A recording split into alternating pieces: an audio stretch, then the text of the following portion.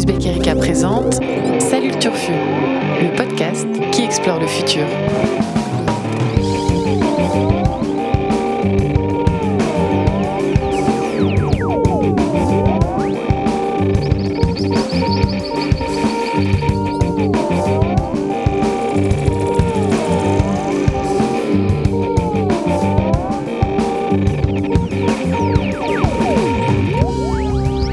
Salut les turfos, salut les turfas et bienvenue à toutes et à tous dans cette nouvelle émission de la rédaction d'Uzbek Erika. Une émission qui reprend donc sur les chapeaux de roue après celle qu'on a diffusée la semaine dernière et qui évoquait l'effondrement de nos civilisations. Alors je me permets d'ailleurs de vous redire à toutes et à tous derrière vos petits casques ou vos petites enceintes audio que nous avons changé de nom d'émission pour nos grands entretiens qui sont regroupés désormais sous l'intitulé Rencontre du troisième type et qui vous suffit de taper Uzbek Erika USB et Ketrika dans iTunes Podcast ou toutes les autres plateformes pour vous y abonner. Bref, je précise ça parce que l'entretien avec la prospectiviste Cécile Wendling est plutôt très intéressant à mon avis. Précipitez-vous dessus. Vous verrez aussi qu'une autre émission est disponible si vous tapez Uzbek Erika. Il s'agit de celle de l'ami Vincent Louquez qui s'appelle 300 milliards d'étoiles et qui explorera tous les mois notre univers. Bref, trêve d'autopromo, mais quand même, abonnez-vous à tout ça, mettez-nous des petites étoiles, faites vos commentaires, tout ça. Vous pouvez aussi nous trouver sur Facebook dans le Uzbek Erika Podcast Club. J'en ai vraiment fini, j'ai tout dit. On va pouvoir reprendre une activité normale. En l'occurrence, et vous commencez à en avoir l'habitude, on va faire un petit tour d'horizon de l'actualité des semaines précédentes en essayant de déterminer ce qui relève de l'anecdote ou ce qui marquera l'histoire. Et les actus qui pourraient marquer les générations futures donc ne manquent pas, ce qui tombe bien, vu que les journalistes autour de la table en ont sélectionné quelques-unes pour vous et qu'on va en parler. Alors on va parler de quoi ? On va parler Brésil, on va parler peinture soi-disant créée par une intelligence artificielle et interdiction du plastique en Europe. Bref, pas mal de pain sur la planche de l'actu du Turfu qu'on va défricher aujourd'hui avec mes explorateurs préférés. J'ai nommé Annabelle Laurent. Salut Annabelle. Salut Guillaume. Vincent Louquez. Salut Vincent. Salut Guillaume. Et Blaise Mao, salut Blaise. Salut Guillaume. Alors, à tout seigneur, tout honneur, commençons par la grosse actu de ces derniers jours, une actu relativement peu réjouissante, et comme c'est peu réjouissant, c'est Vincent qui s'y colle, et tu vas nous amener au Brésil. Oui, vous pouvez toujours compter sur moi pour vous parler de choses réjouissantes, vous le savez bien. Jair Bolsonaro, 63 ans, militaire de profession, député brésilien depuis 28 ans, a été élu le 28 octobre nouveau président du Brésil qui entrera en fonction le 1er janvier. Avec 55,13% des voix a priori, il a gagné haut la main face à Fernando Haddad, le candidat de gauche du Parti des Travailleurs. Parti au pouvoir depuis 13 ans, c'était le parti de Lula et puis de Dilma Rousseff. Sa victoire est malheureusement incontestable, 79 à peu près % de participation dans un pays où le vote est obligatoire, donc il y a quand même un petit peu d'abstention, mais c'est une participation majeure pour un candidat déclaré d'extrême droite.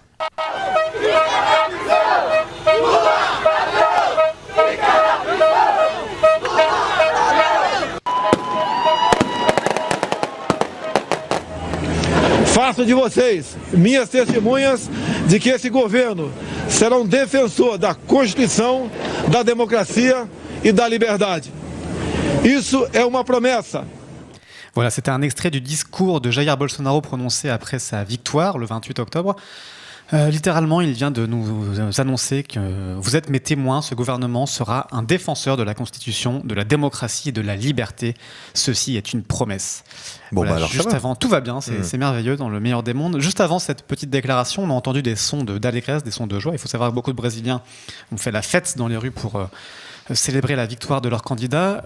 C'est tout un symbole parce que les sons qu'on a entendus sont ceux de militants de Bolsonaro qui célébraient sa victoire devant la prison où était enfermé Lula. D'accord. Sachant que c'est un des éléments forts de la campagne qui a amené la victoire de ce candidat, c'est l'énorme corruption qui règne dans le pays et qui a amené à l'emprisonnement de l'ancien président brésilien de gauche qui participait malheureusement à cette corruption. Alors, entrons dans le vif du sujet. Cette élection est extrêmement peu rassurante. C'est un candidat qui s'en défend, mais décrit comme étant d'extrême droite. Beaucoup d'universitaires et de politologues en France, interrogés par des médias français ou au Brésil, s'inquiètent de ce que Bolsonaro puisse menacer la constitution du pays, puisse menacer l'état de droit. gouverné par décret, parce que le Parlement brésilien est extrêmement atomisé entre plus de 30 partis différents. Donc, soit il va trouver des alliances, soit il va gouverner peut-être par décret. Et dans une espèce de nostalgie de la dictature brésilienne qui n'est pas si vieille, qui a régné sur le Brésil entre 64 et 85. À propos de cette dictature, Jair Bolsonaro a déclaré que c'était 20 ans d'ordre et de progrès. Il a aussi déclaré un progrès. Voilà, il a repris la devise du Brésil de façon un petit peu cynique. Une autre citation qui permet de bien cerner le personnage, il a aussi déclaré que l'erreur de la dictature a été de torturer 30 000 personnes plutôt que de les tuer. Voilà, donc c'est pour vous donner un petit peu l'ambiance du personnage. Il est misogyne, il est homophobe, il est raciste, il est adepte de l'emploi de fake news de façon très massive. On l'a surnommé le Trump tropical à ce propos, sachant qu'il est en réalité sans doute pire que Trump, puisqu'il y a un réel risque fascisant selon les gens sur place, les politologues qui s'en inquiètent. Il contre-autorisait le port d'armes pour les citoyens, toujours dans cette logique de mise en avant de cette fascination pour les militaires. Beaucoup de ces colistiers, ou pas colistiers, mais de ces conseillers sont des militaires, des personnages de la dictature militaire, qu'il compte nommer ministres également. Tout ça dans une ambiance d'extrême violence au Brésil qui a justifié cette élection. Un meurtre sur 10 dans le monde est au Brésil. D'accord. Le record absolu, en 2017, 63 000 homicides ont été commis au Brésil. Et donc corruption, violence... Corruption, violence, c'est vraiment les deux facteurs principaux qui expliquent cette victoire du populisme brésilien. Voilà, on peut aussi citer l'ultralibéralisme comme ligne directrice. Il veut privatiser massivement, attaquer l'idée même de congés payés, de salaire minimum, des tonnes de choses extrêmement réjouissantes. Si on était cynique, on pourrait dire que c'est pas si grave que ça, qu'après tout, les dictatures, et malheureusement, il y en a beaucoup d'autres. Il y a nos amis fameux dans l'actualité de l'Arabie Saoudite actuellement, de la Turquie, de la Russie et de tant d'autres. Ce qui impacte, à mon sens, davantage encore les générations futures, et ça ne vous surprendra pas, c'est l'extrême menace climatique et environnementale que fait peser Bolsonaro sur le monde, puisque vous savez bien que l'Amazonie, qu'on appelle le poumon de la planète, est la principale forêt primaire du monde et qu'elle joue un rôle majeur dans la régulation du climat. Or, Bolsonaro est aussi extrêmement connu pour sa proximité avec l'agro-business et avec les propriétaires terriens. Avec l'agro-business L'agro-business. Ouais, donc le business... le business des terres agricoles et du développement agricole, notamment destiné à l'export et aux énormes cultures de soja et de bœuf. ce type-là, de bœuf aussi. Voilà, il a comme projet, entre autres, de fusionner le ministère de l'Environnement et de celui de l'Agriculture, au profit évidemment de celui de l'Agriculture, de supprimer à peu près 40 ans de réglementations successives qui ont réussi plus ou moins à protéger, bon an mal an, l'Amazonie aujourd'hui. Il veut supprimer le droit des Indiens, puisqu'il a déclaré que les Indiens n'auront plus un seul centimètre de terre grâce à lui. Il veut faire de tonnes de barrages. Plusieurs projets de barrages sont en cours sur l'Amazonie. En Amazonie, sur le fleuve. Voilà, qui remettra en cause l'habitat de millions de personnes, accessoirement. Alors, il y a Mochi Chirio, que je cite parmi tant d'autres qui déclaraient leur consternation sur cette élection, qui a été interviewé par Le Monde et qui estimait que l'Amazonie pouvait disparaître en 10 ans avec l'élection de Bolsonaro, qui compte vraiment libéraliser toute l'économie liée à l'agro-business et donc à la déforestation. D'accord. Il a aussi menacé de sortir de l'accord de Paris, toujours dans cette logique très trumpiste de promouvoir l'économie du pays, la liberté nationale face à ce qu'il estime être une espèce de conglomérat international qui limiterait le pouvoir des citoyens brésiliens. Et donc le développement économique du Brésil. Voilà, donc tout ça est extrêmement inquiétant évidemment. J'ai envie de dire qu'on se force un petit peu tous les jours à trouver de l'optimisme là où il y en a, notamment sur le climat, et que c'est un petit peu la fin de toute possibilité d'optimisme sur le climat. On était déjà vraiment en train d'essayer de tirer par le bout de la lorgnette un semblant d'espoir, donc on pourrait encore... il y avait ce fameux rapport du GIEC 1,5 degré il n'y a pas très longtemps qui nous disait qu'on pourrait encore maintenir le climat à 1,5 ou à 2 degrés en réduisant de 45% nos émissions de CO2 en très peu de temps, ce qui en vrai est absolument infaisable, mais il s'accrochait à ce genre d'espoir. C'était sans compter sur cette déforestation massive. Il faut savoir que les forêts aujourd'hui absorbent 20% du CO2 et des gaz à effet de serre émis par l'homme. Si on détruit la plus grande forêt du monde, ça va encore accélérer cet emballement climatique. Vous vous rappelez peut-être au mois d'août de l'étude sur la terre-serre, la terre étuve, qui parlait du risque d'emballement, du risque de rétroaction une de ces rétroactions, c'était que les forêts soient saturées en CO2, ne puissent plus absorber de CO2, et ce qui pourrait amener un climat même limité à 2 degrés à s'emballer directement au-delà de 4 voire 5 degrés. Par des effets dominos et des boucles de rétroaction. Exactement. Donc si on détruit la plus grande forêt du monde en moins de 10 ans, je vous laisse imaginer ce que cette boucle de rétroaction pourra déclencher. Voilà pour la bonne nouvelle du jour. Je vous laisse commenter tout ça. Et donc, évidemment, je pense malheureusement que c'est une élection historique qui signe un petit peu l'arrêt de mort des ambitions climatiques. Eh bien, écoute, c'est bien. On commence ce podcast avec une tonalité tout à fait historique. Donc, historique à défaut d'être réjouissante. À défaut d'être réjouissante, j'ai bien compris que pour toi, c'était historique cette élection. Je ne sais pas comment mes petits camarades vont faire pour argumenter le fait que ce soit anecdotique. Je me tourne vers Annabelle pour lui donner la parole. Est-ce que c'est anecdotique ou historique ? Pour moi, c'est évidemment historique, mais je ne sais pas si du coup c'est à moi de rajouter des arguments.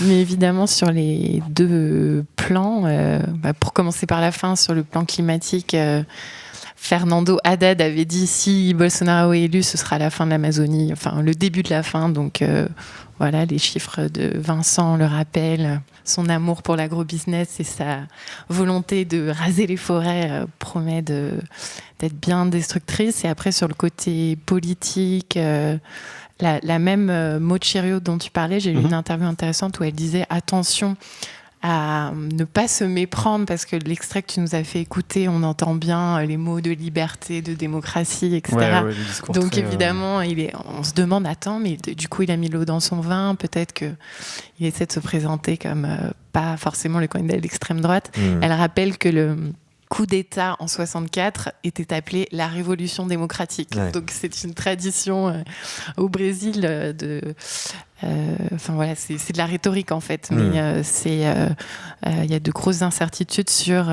est-ce que la Constitution est menacée réellement. Donc ça, il va falloir voir. Enfin, tu parlais du droit des minorités, le droit des Indiens. C'est évidemment complètement contraire à la Constitution. Après, libéraliser le port d'armes, etc. Donc, sur les 2 points, climat et liberté, démocratie, c'est très, très inquiétant, je trouve. Évidemment. Donc, ce historique, recul de la démocratie dans le monde entier. Blaise, je te laisse rajouter une couche supplémentaire à notre état de désespérance par rapport à l'élection de... C'est d'autant plus inquiétant qu'il est élu démocratiquement. C'est-à-dire que contrairement au coup d'État qui se faisait appeler révolution démocratique, là, il y a 79% des Brésiliens qui sont allés aux urnes voter pour ce type-là. Donc c'est ça, pour moi, qui est vraiment inquiétant. Et ça rejoint un petit peu les chiffres aussi, je trouve, très inquiétants sur le rapport des nouvelles générations à la démocratie. Il y avait un essai récemment publié par Yascha Mounk, qui est un intellectuel américain un essayiste américain qu'on avait interviewé, qui expliquait qu'aujourd'hui, il y a seulement... un jeune sur 5 ou un jeune sur 3, je ne me rappelle plus exactement, j'ai plus en tête le chiffre, qui considère que la démocratie est vraiment indispensable, est le seul horizon politique souhaitable, quoi. Et c'est un chiffre qui recule. Pareil, sur la perspective d'avoir un régime militaire pour que les choses aillent mieux, on était sur un rapport de 1 personne sur 16 qui disait ça il y a 50 ans, et aujourd'hui on est sur 1 sur 7 qui considère qu'un bon régime militaire va bien nous régler les problèmes. C'est ça qui m'inquiète, c'est-à-dire que là, en fait, on peut plus s'envoyer à la tête des trucs de fachos, de nazis, des points Godwin dans tous les sens. Je trouve un peu contre-productif ce qu'on voit depuis 48 heures, c'est-à-dire des gens qui s'envoient des drapeaux brésiliens avec des croix gammées. En fait, ça n'aide à rien, à mon avis. Au contraire, il faut plutôt se demander comment on fait, notamment auprès des nouvelles générations, pour réinculquer ou retravailler ou recultiver un esprit démocratique, quoi. C'est ça, à mon avis, l'urgence. Et redonner du sens à la démocratie dans la projection d'un futur désirable. Faire comprendre que c'est pas un acquis, en fait. Beaucoup d'analyses. Pardon. Non, juste pour aller dans ton sens, beaucoup d'analyses fraîches sur cette élection soulignaient qu'il y avait sans doute beaucoup de moins de 30 ans qui avaient voté pour Bolsonaro, c'est-à-dire la génération qui n'a pas connu la dictature et qui n'a peut-être pas été assez éduquée au souvenir de ce qu'était vraiment la dictature, quoi. Annabelle, tu voulais rajouter quelque chose ? Non, mais que l'argument sécuritaire, en fait, fait toujours tout basculer. Et tu parlais des chiffres sur les homicides. Moi, j'avais lu que c'est 7 personnes tuées par heure au Brésil. Enfin, En fait, ça ouvre la voie à tous les discours. Ça joue toujours. Ouais, voilà. Et ça a un impact dans les urnes, quoi. Et c'était d'ailleurs le cas aux Philippines où Duterte a été élu pour endiguer la guerre des gangs et la violence liée au trafic de drogue, ce que certains appellent maintenant le carbofascisme. On a donc Duterte d'un côté, Erdogan, Poutine, maintenant Bolsonaro, puis Trump.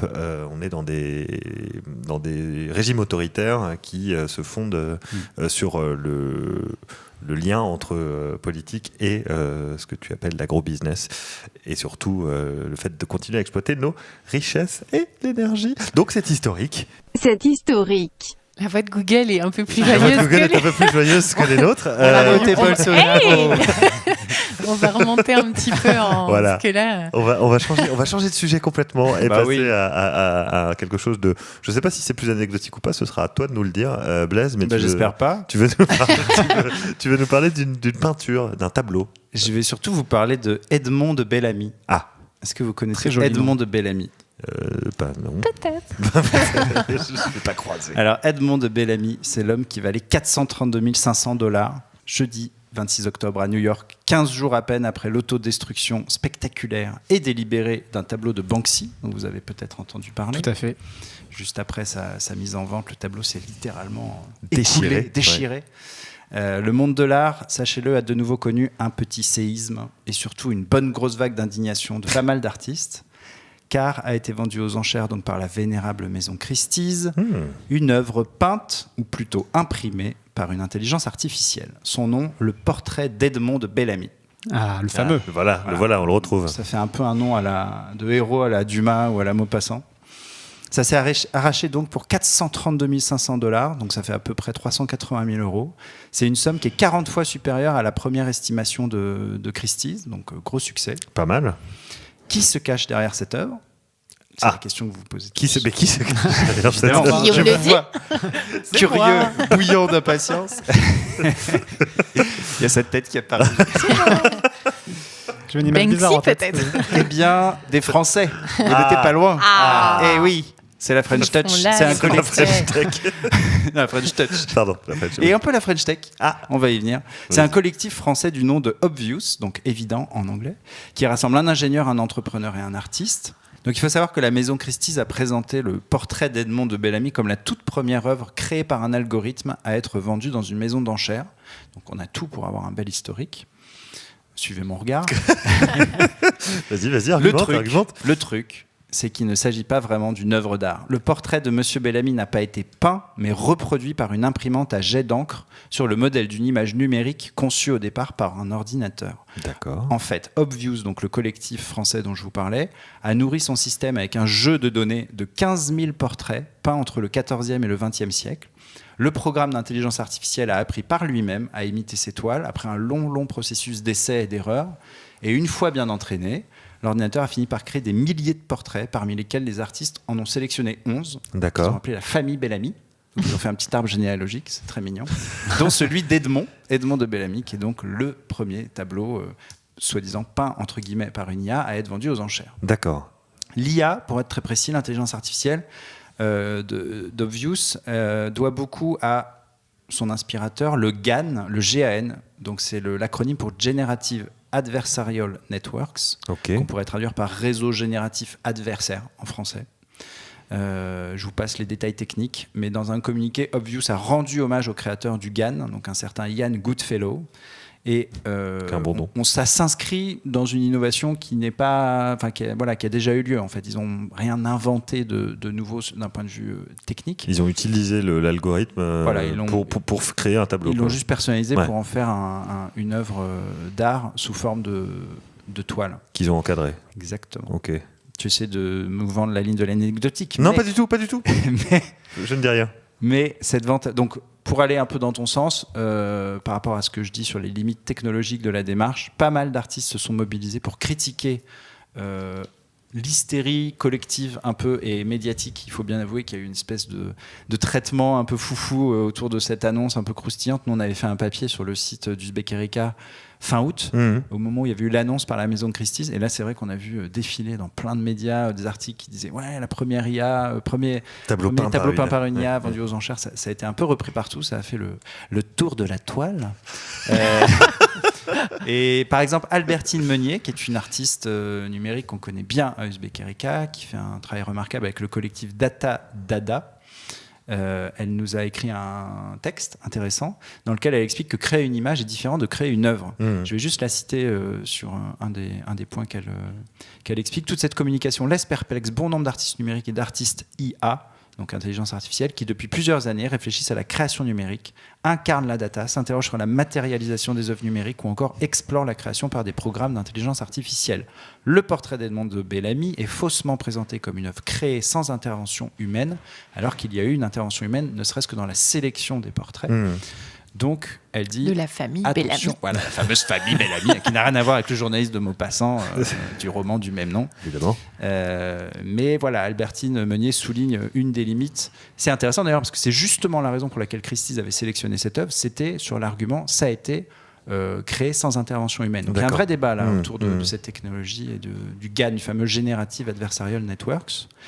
Bref, petit pas dans l'histoire de l'intelligence artificielle, mais grand pas, je pense, dans l'histoire de l'art, ou plutôt du marché de l'art, puisque ça restera quand même, n'en déplaise aux mauvaises langues et aux critiques, comme la première œuvre créée par une IA. Et vendue surtout à un prix totalement délirant aux enchères. Donc c'est historique. On en reparlera encore dans 10 ans. Attends, mais retournement de situation, moi je pensais que t'es sûr que tu viens pas de dessiner. Ah d'accord. Au dernier moment. Je pensais vraiment que tu étais en train de nous présenter l'anecdotique. Tu n'aurais pas passé 5 minutes à vous suer avec des définitions d'acronymes pour un anecdotique. Donc Blaise défend son historique bec et ongle. Ça frémit Annabelle. Mais non, mais il nous cite Albertine Meunier. Moi, je crois Albertine Meunier. Elle nous dit que c'est n'importe quoi. Donc je pense que c'est n'importe quoi. Méfie-toi des artistes numériques. Quelle est la différence par rapport au tableau, le fameux truc de Rembrandt là? Tu te souviens? C'est qu'il n'a pas été vendu en fait. C'est qu'il n'a pas été. Donc pour toi, c'est historique parce que. Parce qu'il y a de l'argent, mais Blaise est vénal. Ah, moi, c'est la thune. Avec ça qui compte. Plus c'est cher, non, plus je c'est dis anecdotique, parce qu'il y a intervention humaine. et puis que la gueule du portrait, enfin bon, je me permets d'intervenir, mais il est un peu flou. Il est un peu flou. Moi, j'aime bien. En fait, ça fait penser à. C'est impressionniste, il faut pas tout de suite. Ça a été voulu. C'est marrant, l'étoile, c'est entre 15e et 20e, et le résultat, c'est marrant. On dirait plus d'étoiles de Francis Bacon avec cette espèce de visage un peu dégoulinant. C'est très marrant. Ça fait pas du tout, en fait, à part les couleurs, le portrait d'homme un peu en noir, ça fait pas du tout peinture du 19e. On dirait plutôt. Quelque chose qui ressemble à du bacon. Alors, si j'étais Thierry Ardisson, je lancerais un petit roulement de tambour. Alors, lance un truc parce que c'est Vincent qui va choisir. On a un historique, un anecdotique, et t'adores trancher. J'adore avoir ce pouvoir entre les mains. Est-ce que c'est la vente du portrait d'Edmond de Bellamy par Christie's? Moi, je pense que c'est plutôt anecdotique, malheureusement, pour Blaise. Eh bien, je m'en doutais. Quel échec. Oui. Non, mais comme Annabelle l'a dit, c'est pas le premier. En fait, il y a ce portrait qui imitait Rembrandt, qui a fait ce tableau style Rembrandt. Ça a déjà au moins plus d'un an. Enfin, c'était déjà assez impressionnant techniquement. Ensuite, est-ce que c'est de l'art ou pas? Est-ce qu'il y a une vraie créativité? C'est des questions géniales, parce que finalement, l'argument de savoir si l'IA a été nourrie par des œuvres précédentes n'est pas forcément un argument très pertinent, parce que tous les artistes, on ne crée jamais ex nihilo de l'œuvre d'art. Il y a forcément une inspiration antérieure, il y a forcément, depuis la grotte de Lascaux, tout le monde est inspiré par ses prédécesseurs. Donc, Vincent assène des vérités, c'est comme ça. Café du commerce, bonjour. De Bolsonaro à Lascaux. Non, mais c'est un débat fascinant sur la créativité. Néanmoins, je pense que pour le coup, on n'est pas dans quelque chose de particulièrement nouveau, puisqu'il y a déjà eu des antécédents, et que l'emballement sur la vente aux enchères, c'est plus de l'espèce de spéculation artistique qu'autre chose. Ça s'appelle le marché de l'art, monsieur. Exactement, mais c'est pas fait pour me rassurer. Non, voilà, donc anecdotique. Donc c'est anecdotique. Et voilà, Blaise, une défaite. J'ai un peu tendu le bâton pour me faire peur. Tellement. Je suis tellement honnête. T'as donné les contre-arguments dans ta... tout comme le PT brésilien. Alors, retour un peu retour à l'écologie, et retour à des sujets plus moins anecdotiques, Blaise, pour enfoncer le clou. Vas-y, continue. On revient donc un peu sur l'écologie, on revient sur notre vieux continent, et c'est Annabelle qui voulait nous parler d'une décision, je crois. Une décision, et en introduction tout à l'heure, tu parlais d'interdiction de plastique en Europe, et ça aurait été génial. Je l'ai fait un peu rapidement. Je propose C'est trop bien. Non, mais je propose que ça soit le cas. Mais malheureusement, il ne s'agit pas de ça, mais d'un vote pour l'interdiction des produits en plastique à usage unique, mais pas tous. D'accord. Donc c'est un vote du Parlement européen le 24 octobre. Le texte, c'est une directive de la Commission européenne et maintenant il va falloir qu'elle passe par le Conseil de l'Union européenne. Donc ceci n'est pas définitif. Mais donc, de quoi parle-t-on ?